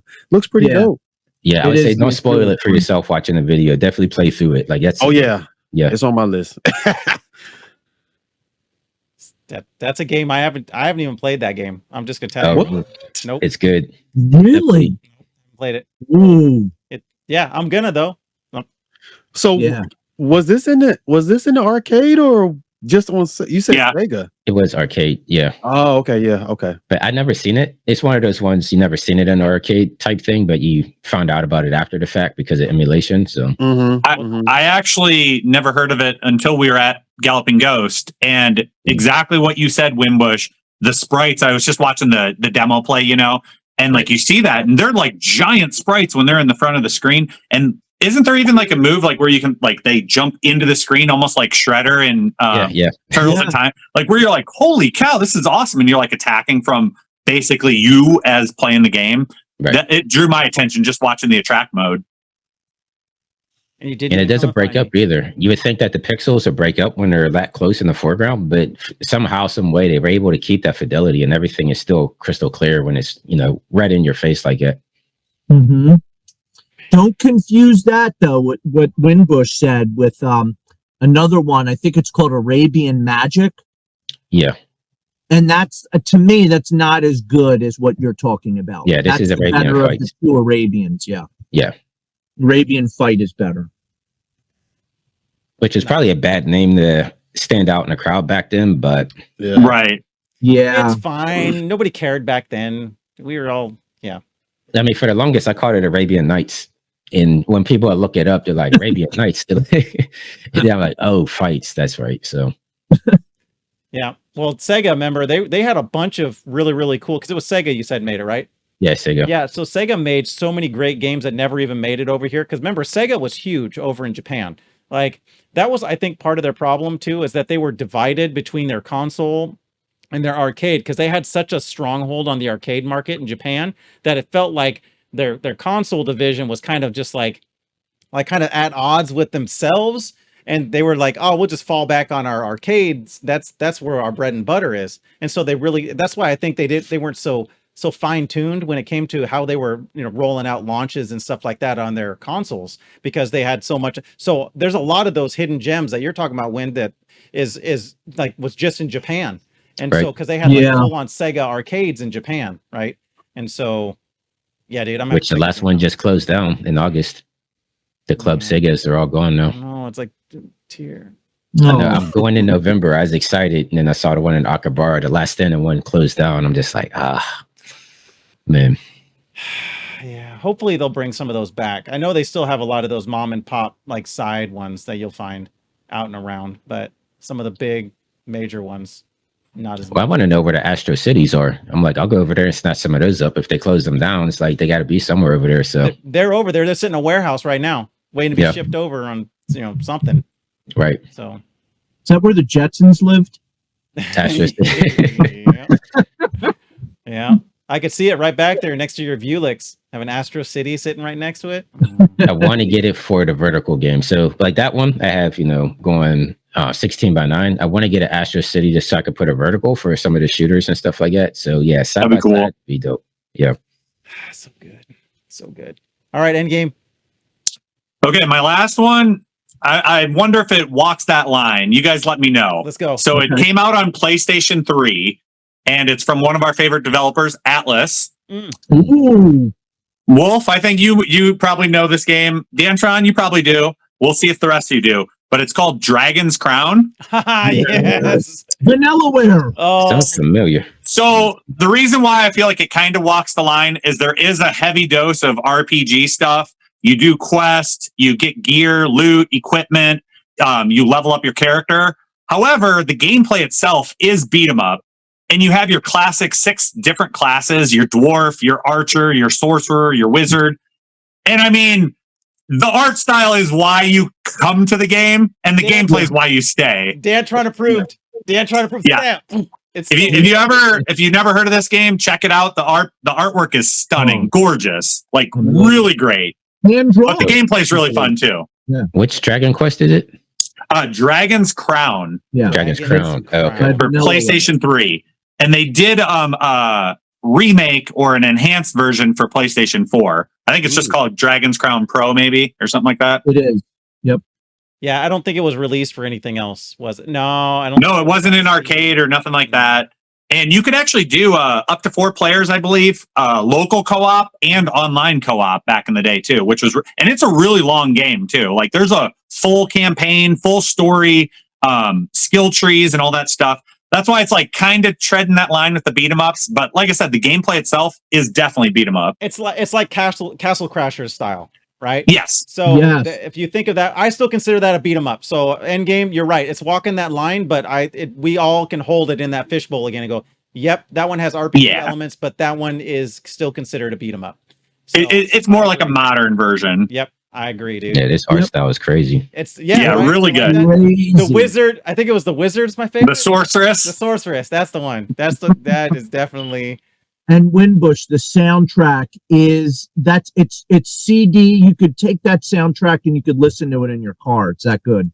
I'm not even going to throw it up. I'm not going to listen to it. I just want to play it through for the first time. I'm looking at screenshots, but I'm not going to watch any videos or anything. And there's 6 different character classes, and they're all very unique too. What kind of milk is that sorcerer drinking? Good gosh. Yeah. She's giving the milk. That's what's up. Yeah. I know. Where's the soundbite, DT? I need some milk. Yeah, I need to have that on there right about now. Goodness gracious. All she has to do is just pick up her dress at her knees and she's flashed you.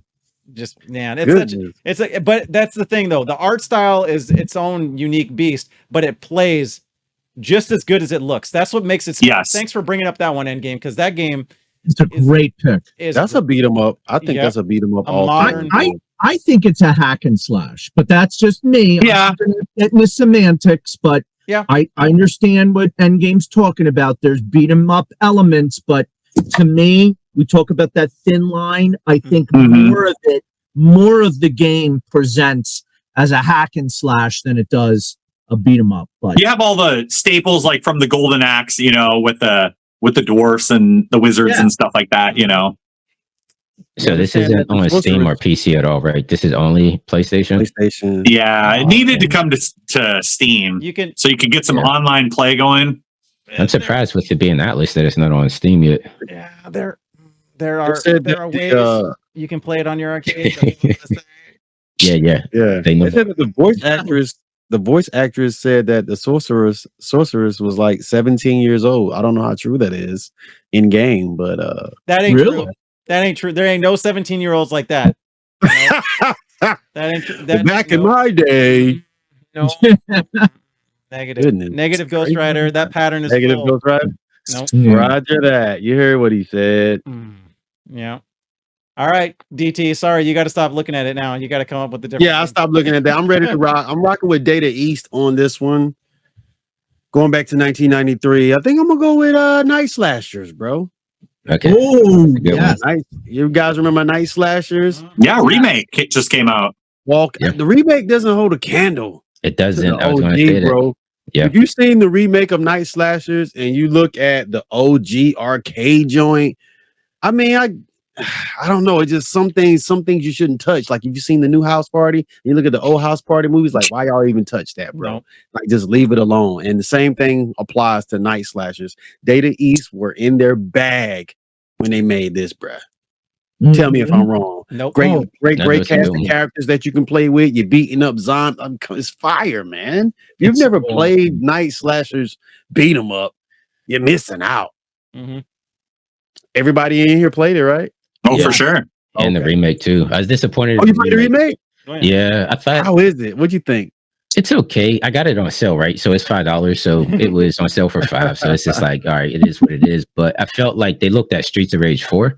Yeah. And they were like, okay, let's do that. But they couldn't execute on it. So it doesn't work for everything. I was gonna mention Streets of Rage, but yeah, what they did with Streets of Rage 4 was amazing. Yeah. Awesome. I wish they would do a final fight like that as well. Yes. That's what I've been saying. I'm like, bro, like that's why I wish I had Bill Gates money or money like that. Yes. I would hire a team and say, look, or go to Do To Me. That's the name of them that made Streets of Rage, or Do To Me, or Dote Me, however you pronounce it. Yeah. I'm like, guys, look, let's get with Capcom, whoever, and let's make Final Fight just like this. You know what I mean? But yeah, if they do that with Night Slashers, sign me up day one, take my money. Yep. What is cool about the remake though, even if it's not as good, it brings people to IP that is kind of forgotten. You know what I mean? So then maybe they're like, oh, let's play the original. what would be cool is if the remake, you could switch between the original or the new graphics, or play both. Unlock, like, what was it, Ninja Gaiden on Xbox? I think you could unlock the 3 NES games in the game. Yep. Yeah, that's what these remake games should do. Is you should unlock the original version so you could play it. Yeah, I'm really surprised they didn't do that. Now that you said that, because that would have. Well, maybe because the original was better, they probably just like, nah, let's not do that. Yeah, right. They're like, Nintendo, we want to force you to play Mario Kart World this way and only this way, not the way you want to play it.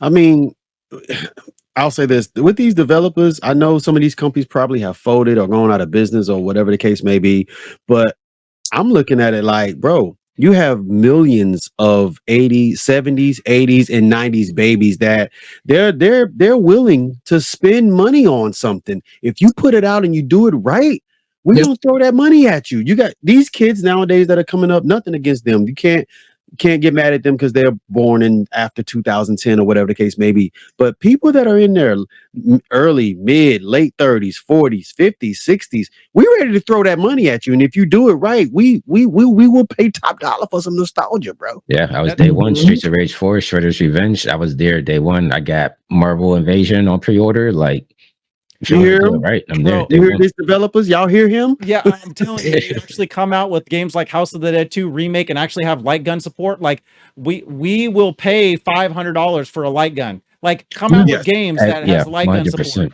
Like, just again, throwing money. I'll knock you out with a wad. Like, no joke. Like, you can have a black eye because people just can be tossing money at you. So I don't.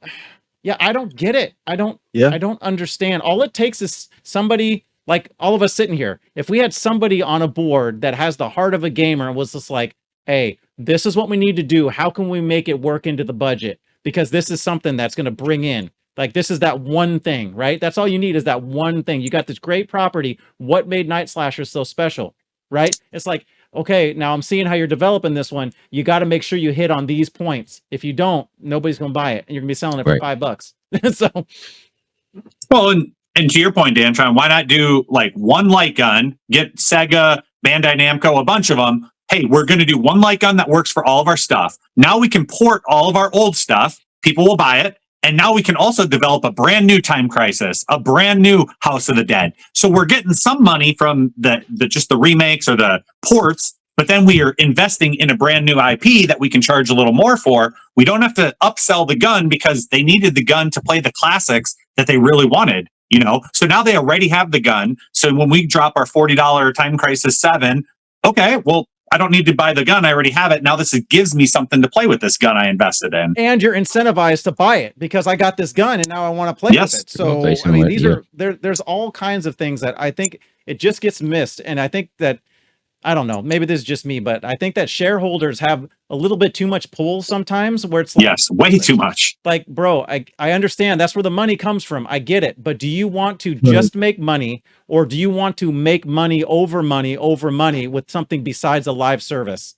No, just make money, live service it, and print money. That's all we want. I don't want anything else. I don't care about the hardcore experience. That's why, like, if Reggie Fils-Aimé or God rest his soul, Satoru Iwata, the former president of Nintendo, if he was still alive, like whenever the Switch 2 came out, you probably would have got the baked in game, that whole demo game that's for $10. It probably would have came baked in.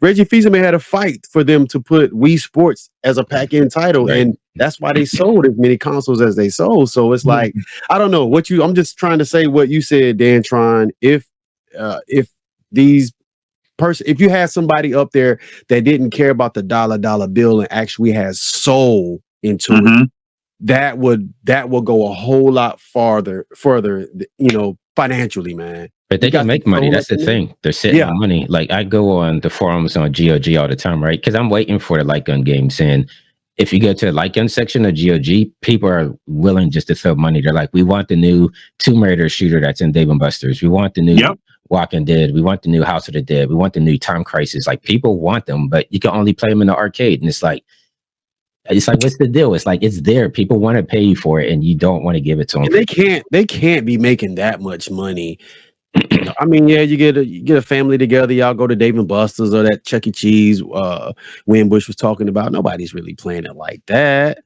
I mean, that's the reason for the parents to come in and spend $15 on a drink.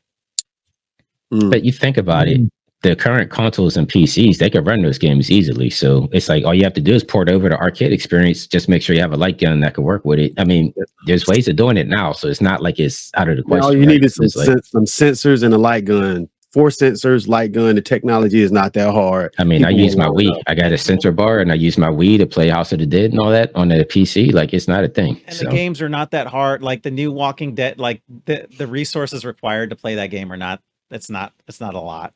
It's just not. The Walking Dead 2 is terrible. Did you see the one that just came out? Oh no, House of the Dead. I'm sorry. They remade the House of the Dead 2. Yeah, it hasn't been working well. They got to patch the heck out of that one. I remember though being there at the very beginning when the first House of the Dead remake came out and nothing worked because they don't have mouse support. So the community has to come up with mouse support and AHKs and all kinds of stuff to get it to work. And it was like a week and a half before it worked okay. And that's where we're at now. It's going to just get better over the next month and then it'll work just fine. But it's like the developer should be doing that stuff. It should be not having to have this. Correct, because then you lose some sales. Because then some people go, well, I'll just wait or I'll just get it elsewhere because it's jank anyway. Whereas if it comes out top notch, 100%, this is amazing, brings me back to the original House of the Dead. Hey, guess what? You unlock the original House of the Dead 2 after you beat the game. Now you can play the original. Like, easy. Yeah, dude.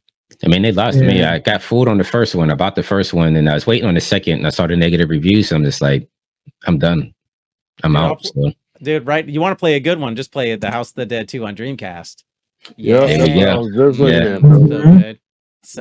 on Dreamcast. I have a little bit of a hot take. This might not go over well, but Shredder's Revenge is great because the love was put into it, right? Like where you could be multiple characters and it cross play. They put time in, they put what the fans wanted, right? Streets of Rage 4, amazing, right? They added that love. Guess what? There's other companies that have put out games like that aren't so good. Matter of fact, Endgame is the one that told me about this. G.I. Joe. That is very average. That game could have been amazing. Oh, you didn't like it? G.I. Joe characters that they had, they did not put the love in that TMT Shredder's Revenge had. Or like Karate Kid. You ever play that beat 'em up? No. It sucks, right? Or Power Rangers. Well, Power Rangers. Some of those is it Power Rangers bad? Does it bad? I haven't played it yet. Yeah, the Rita's Revenge, like it's fine, but it looks way better than it plays. Yeah, I think a lot of those, like they seen what the Ninja Turtles did because those guys that played that developed that game, they actually loved and had that soul that Dan Tron mentioned. So that's why it turned out it's not what you're gonna get on Turtles in Time, but that's the closest you're gonna get modern day. But that's why those other games can be looked at as cash grabs. Like, you know what? Right. Let's throw Power Rangers out there. Let's do G.I. Joe. They got Toxic Crusaders coming. And with the IP, like but with the IP now, like Marvel, you can't. How can you mess anything with Marvel up? You can't mess that up. Oh, they do. They do. Yeah, they do all the time. Yeah. Well, and back to when I talked about Open Board earlier, those are fans making those games. Some of them are jank, of course, but the ones that can actually code and make good games, they're fans, just like you said. They put their soul into making. There's an awesome G.I. Joe beat 'em up game on Open Board. It's a great game where it's like, why can't the real people that invest millions and millions of dollars make a great game? Exactly. Like, again, it's fine, but it should be so much better. You have the template with Shredder's Revenge and Streets of Rage 4, like you said. Why not do that just better? I get it. Yeah, I mean, that company can only make one game at a time, right? So it's like they can't take all the IPs. They're working on Marvel. So yeah, so good. But like you said, Final Fight. Hopefully that's next. I'd love to see that one. They better do it right. They better do it right, or I'm burning this place down. Antron, we need a Code Veronica remake, and we need a Final Fight reboot. Bro, definitely. Oh man. Yeah, don't even get me running down that rabbit hole. Wolfman, what you got? I know. There you go. Veronica. He kissed So it. good. Such a good game, dude. Okay, so I've been giving some older games. I'm kind of like going up a little bit in time. So to me, this is, I don't know. I never heard of it, and I took a stab on it. I got it on Steam. It came out in 2017. It's called The Redeemer, the Enhanced Edition. And it is a blast. You play this monk that's been sleeping, Tibetan monk. He's been sleeping for 1,000 years, and they woke him up, and he is pissed purple like Kratos. And you control him, and you just beat the shit out of people. It has great weapons. It's got environmental kills, which I love. Like you could grab somebody, and if there's a spike coming out of a wall, you take their head and you smash it right through.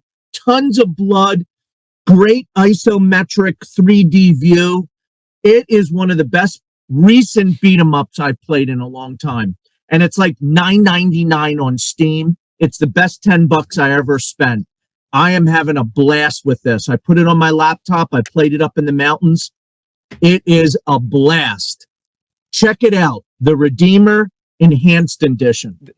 I'm looking at it now. Dude, all of a sudden the developer of that game's gonna be like, what the heck? Why all of a sudden has there been like 300 sales of this? Yeah. Oh, the Redeemer. Or 6, depending upon how you look at it. That's true. That's true. Fair enough. Right? Diablo Right, is has like that anybody played isometric view. Yeah. Is it No, single no, player or is it co-op? See, I think it's just single player. Okay. That's kind of a bummer, but I could be wrong. Maybe it is 2-player. That'd be dope if you could do 2-player couch co-op or something. But So I think it's just single. On Steam, it's saying single player, but directly below that, it says shared screen co-op. So I'm not. It's kind of confusing. Yeah. It reminds me so much of like controlling Kratos. Like, because he is pissed and he's angry, and you're just taking out people like it's nobody's business. And it's a blast. The type of weapons you can pick up, guns, and your shotguns, like Tibetan swords monk with spears. guns. Yeah, it's awesome. Yeah, I haven't played that. I'm gonna check it out though. I'm about to Never heard of it, but it's on my list. I'm about to Yes. download it right now. Redeemer. He's downloading it. Yeah. I love it. So good. All right. Go ahead. No, I was just gonna say you can't. D Thomas, if you don't like it, I will PayPal you the $10. That's how certain I am. You'll love the game. Okay. Yeah, I'm gonna check it out, Wolfman, for sure. That game sounds freaking dope. All right, so I'm gonna end one, and then guess what? I think I'm gonna start a fight, but it might not necessarily be a fight because Wolfman softened the blow because he said that this one it was probably a single player, and that's what I'm gonna go into. And this one is not a hidden gem, but it is something that I want to talk about because it's one of my favorite franchises, and I think it needs a little bit more love than it gets. It hasn't really it's been a while since we've had another version of this title, but I'm going to start off and I'm going to cover all of them just because that's the way it goes. And it was already talked about. Splatterhouse. Splatterhouse. Yeah. So we're going to talk about all these Splatterhouses. All of them, all the Splatterhouse games, even the newest one. This one's going a little more 3D hack and slash style, but I'm gonna tell you, if you want to get in and just start beating the crap out of like monsters and stuff, and you're just scrolling through, I would say, all right, ultimately, I think the Splatterhouse remake I love, but I would say Splatterhouse 3 is my favorite because it actually has a map that you're moving around in it. So it's kind of like what we had talked about with Fight and Rage. You go left or you go right. It's kind of the same situation. You go right and you go up, or you go right and you go, straight. It just, I love it. You're just going through there, picking up weapons. You're just beating the crap, ripping things apart. You're powering up. You're doing your special moves. So I would say the Splatterhouse franchise, and I would push Splatterhouse 3 as being my favorite, with the Splatterhouse remake being a close second. But anybody else, I mean, I was trying to go a little more, not quite well known, but I had to touch on Splatterhouse just because it doesn't get the love that I think it should. The story is actually pretty crazy when you start paying attention to the different stories.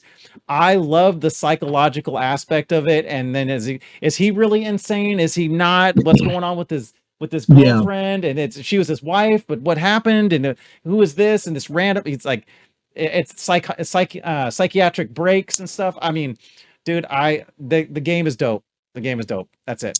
I'm good.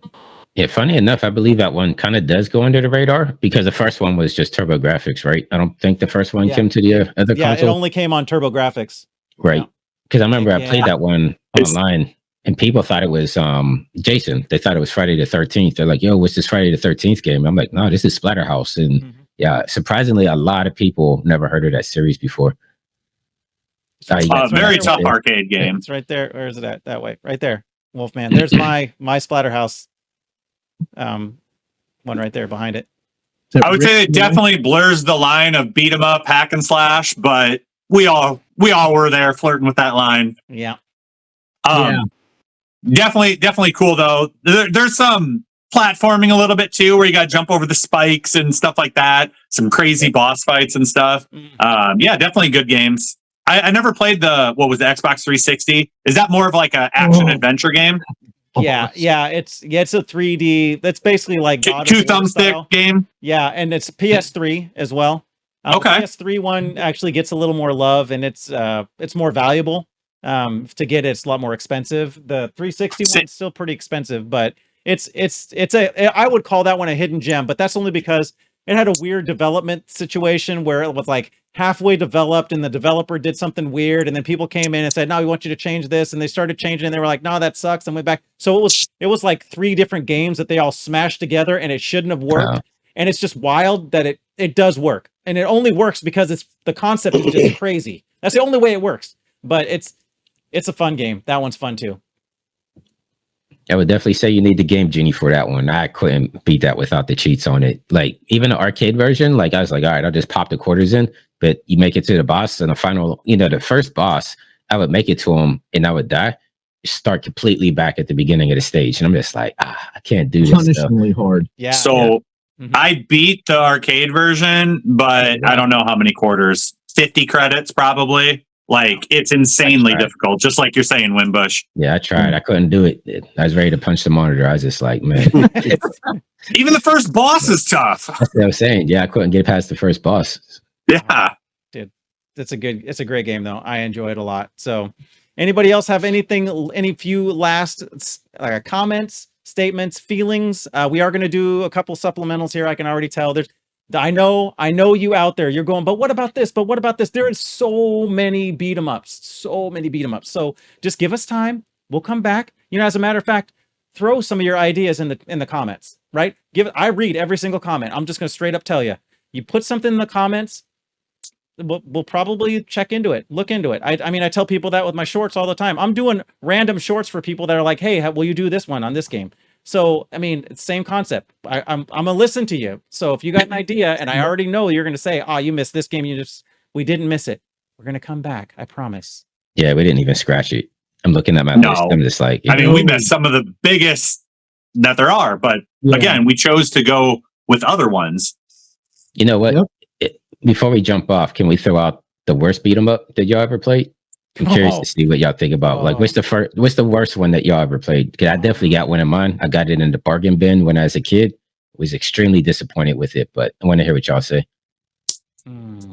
So this isn't necessarily a terrible game, but I kind of mentioned this a little earlier in one of Dantron's shorts when we were hoping to get Final Fight on Super Nintendo, and I can't remember if we got Rival Turf or Brawl Brothers, which one of them we got. And again, it's not a horrible game, but we were expecting Final Fight, and when we were playing it with Uzi Nelson and Jack Flack or something, we're like, what is this? This guy looks like M. Bison wannabe. So that was like a disappointing experience because we were hoping for something much better. Right. I'm gonna get people angry at me. And guess what? I don't care. This is my show. So this is a classic for a lot of people. So that's why I say people can get angry. Is River City Ransom. Come on now. I don't like that game, dude. Come I on, can't man. get into it. I'm sorry, I can't. I can't get. I mean, I know lots of people love that game. I can't get into it personally. That you asked specifically, what was my worst experience? That Right. one, I was expecting something better. I Did mean, you play it as a kid or as an adult? No, I played it when I was older, so that might be why. Okay. Because Yes. everybody was Okay, talking yeah. about it. Everybody was talking about it, and I'm like, all right, let me check this game out. And I couldn't can get see into that. it.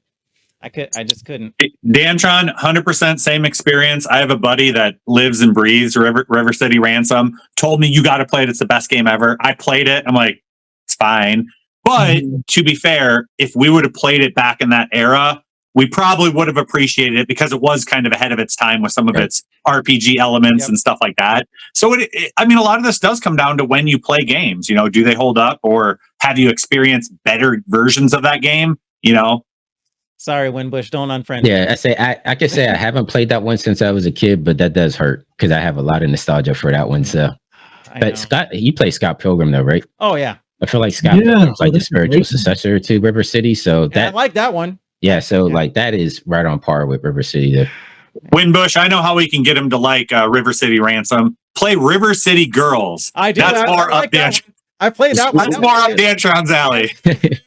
It's actually a good one. Oh, River City Girls 2 is also great, but There you go. not Maiden Cops though. Maiden Cops is garbage. Don't play. Is Maiden. Is it? Because that's on my wish list. I have it. Is that what the three? Don't play Maiden Cops. You know what? No. Winbush, you know what? Just so you're not upset, I'm gonna change it. Maiden Cops. There you go. All right. What about you, DT? I don't know, man. I think that that one game I played on stream the other day was pretty bad with them controls that looked like Pit Fighter you told me about. Oh, what is it? It was Was it Guardians of the Hood? Of the Hood. Guardians of the there Hood. you go. I knew exactly what you're talking Like, it's The cool, controls are but those garbage. controls are trash. They walk in hunchback Notre Dame. Out. That's recent, and that came out back in the day. Throw it in. That's when everybody was trying to mimic Mortal Kombat. Like when they had Mortal Kombat, like how they did that with live action. That's when Pit Fighter came out, Guardians of the Hood, and they were trying to mimic that, and just nobody got it right. Yeah, that ain't work, man. You're welcome. That's funny. Look, I throw out a bunch of heat for you, and then every once in a while you're gonna get one of those. That's just it. That was it, man. If I had to throw one up, that would be one of them. I'm not throwing out plumbers don't wear ties. I'm not gonna put that one. You're not gonna hit that one. That sounds So, Wolf, what's number 1283 on your list? The last one. 1283. Oh boy, I don't know. I'm still scrolling. Page 18. Yeah, right. So what are we doing? The worst game, or are we? Yep. Yeah, Yeah, worst worst beat 'em beat 'em up. up. Okay, so it's hard for me to think of like a main one offhand, but I know for the Super Nintendo, I remember renting it, and I remember like going, "This freaking game sucks. This is horrible." I think it was called Combat Tribe, something. Oh my god! That game was He's out. Yeah, he's like Combat Tribes, I'm out. Okay, did you play the arcade version? I played the Super Nintendo. Okay, you have to play the arcade version. Okay, it's a spiritual successor to Renegade, if you remember Renegade. But man, that was actually on my list. Yeah, Combat Tribes on arcade is good. The arcade version, no, not the arcade not the version is fire, bro. Yeah, you gotta play the I'm arcade talking one. about the console version. I remember being disappointed as a youth renting it and just not liking it. Yeah, I can see that. Like the arcade version is way different. Like Zombie Like, Revenge, like that. Oh, was that for a Dreamcast? Yeah, where you think that was kind of like a 3D beat 'em up too, and it was friggin' hot garbage. Yeah. That's like, well, I was going to say Castlevania Legacy of Darkness. Oh my gosh. Touched on. I'm a Trump on garbage though because of the controls. There actually is some cool stuff about that game. The controls are just awful. Yeah. Yeah, if you don't got good controls, I don't care how pretty your game looks. If you can't move around, Guardians of the Hood, it's just not good no matter what. And you can have a game though that doesn't look necessarily great, but plays phenomenally, and it can be a great game. So it doesn't work the other way. All right, Winbush, take us home. What you got? I'm gonna say I'm gonna trump all y'all. I'm gonna go Sylvester Stallone Cliffhanger. Ooh. Have y'all played that one? Yeah. Yep. SNES version, not the arcade. So it's not an arcade. It's only on console, Genesis, Super Nintendo, and they came out with a Sega CD version, which I'll give them props because the Sega CD that actually used the movie soundtrack for it. So that kind of helps. But yeah, like I only bring that up because I played it the other day, and I was furious just trying to get past that snowboarding level that they have in there. And I was just like, snowboard. Yeah, like pain, bro. I played that for an hour. Finally beat it. There's another snowboarding level. I'm like, I'm done. I'm out. Like, I can't do it. You lost me. I'm It's just like Superman 64 flying through those rings. Nope, I'm out. Done. Absolutely. But yeah, I was so disappointed in that game. I'm just like, because I had that as a kid on a Sega CD. Like it was a bargain bin game. So this didn't cost a lot, but yeah. They have a NES version or just Super Nintendo? When I said just Super swear I Nintendo. remember Cliffhanger for NES. That's a great question, though, Winbush. Great question. Because yeah, that's the way you want to end. Just talking about the worst experiences right at the very end. Let's go with it. Yeah, I had to get that off my chest because I did that one on stream, and that one people was just like, "Dad, dude, chill out." And I'm just like, this game sucks. I had that cliffhanger game. I don't know where it's at. Maybe I chucked it to the left. Yeah, they did the same thing. You chucked that to the side. Had it. Like, we had it. Yeah, it was right. Nintendo. There's one for NES.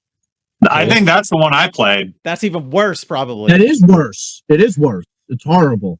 So it was so bad that, after like an hour and a half, I'm like, okay, let me look up a cheat code. Because it had like a cheat code, like Contra style with the controls at the title screen that will actually let you skip the levels. Like you could get 99 lives, but that wasn't enough. So I was like, okay, let me put in the skip the level one.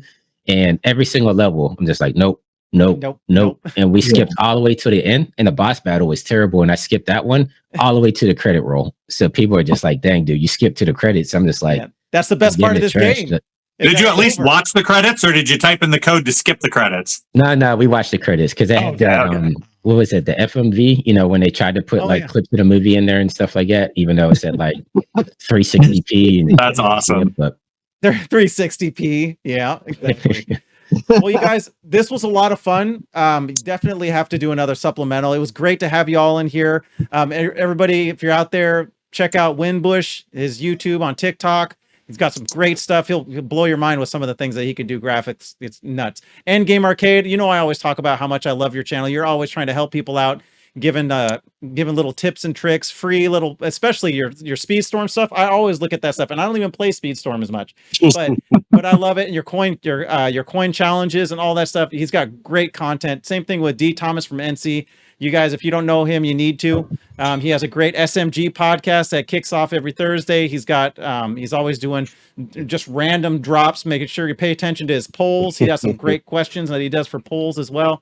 And then on his Friday streams, don't jump in there like trying to clown him and troll stuff, because we'll find you. We will find you and we will block you into oblivion. But anyways, that D. Thomas from NC, check his stuff out. It's great. And of course, Wolfman, thanks for being here. I say it all the time. I wouldn't be doing this and having as much fun if it wasn't for you in this. And dude, I just appreciate you, and I appreciate everybody, all you guys being on here. And you made this a lot of fun, and I can't wait until we get to do another supplemental and bring a couple more people into here. So yeah, I'm just going to give a quick shout out also to BMA. I mentioned him in this wall episode. I mean, definitely go to his shop. He does good stuff. And Coin Drop Customs will hook you up too with some good stuff. So, and Dantron will hook us up with that cliffhanger short coming soon. Oh my gosh, dude. Don't do that to me. It's like that Shaq Fu. The dude asked me to do a short on Shaq Fu, and it was like, dude, why am I doing this to myself? I'm gonna call you out in the comments now, bro. Crazy. Yeah, love it. Crazy. I just subscribed to you too, Winbush. Yeah, now I'm gonna get you back. Appreciate it. Thank you. Right on, guys. Thanks again, though, for hanging out. This was a lot of fun, and I can't wait to do it again. And until next time, later. Peace. Thank you, guys. It was fun. Peace.